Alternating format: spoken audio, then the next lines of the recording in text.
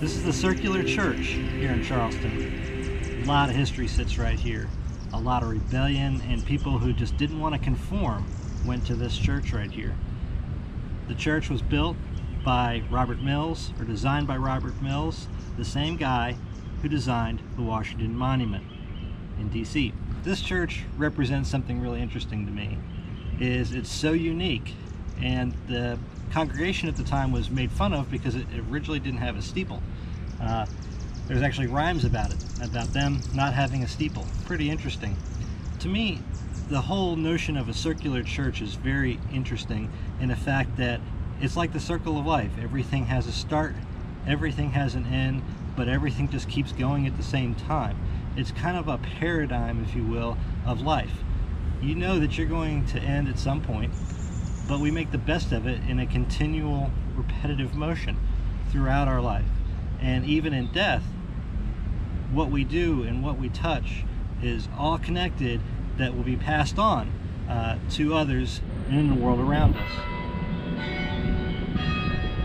It's one of the beauties of Charleston, and it represents everything in one compact city and peninsula of things that I just thoroughly enjoy, from the darkness of life and atrocity, which I think is kind of creepy cool, to other things that are more prolific, like all the founding fathers and doing something great with your life, at least everything that you can, and keep progressing forward.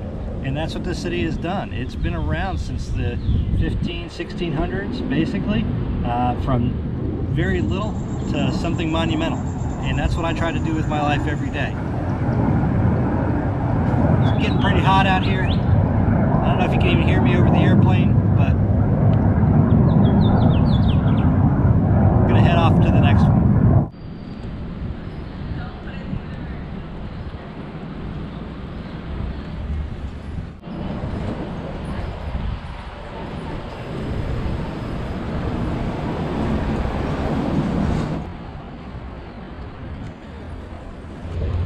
Obviously, this building that's standing here, this financial institute, isn't the original building, but this is the location of where the Articles of Confederation were signed. And the church bells rang. Kind of interesting considering it's sitting right next to the Circular Church. You know, for people that didn't want to conform.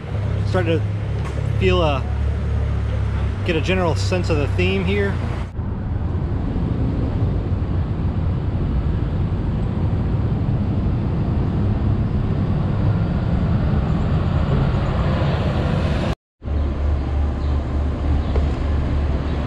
So we're just passing by two really incredible restaurants. You have to stop if you're here. They're both on Queen Street, and the first one is Poogan's. You saw me eat at the smokehouse where the Four Porksmen was at in a couple of episodes ago.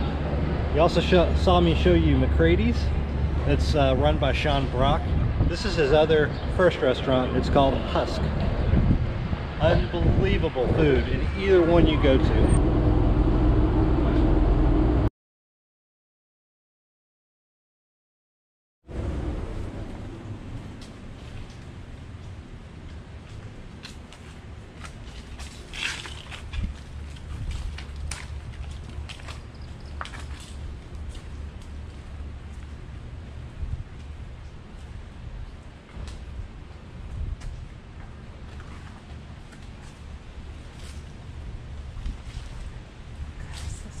Gorgeous back here.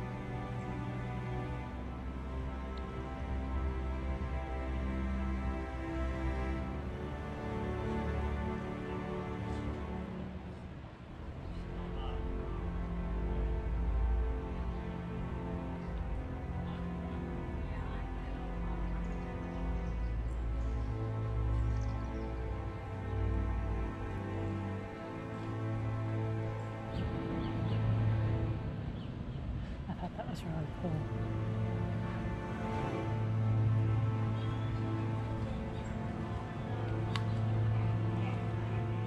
This is the Unitarian Church, and one of the big beliefs here is that the earth and life just envelops you, both from the beginning of life and at the end of life.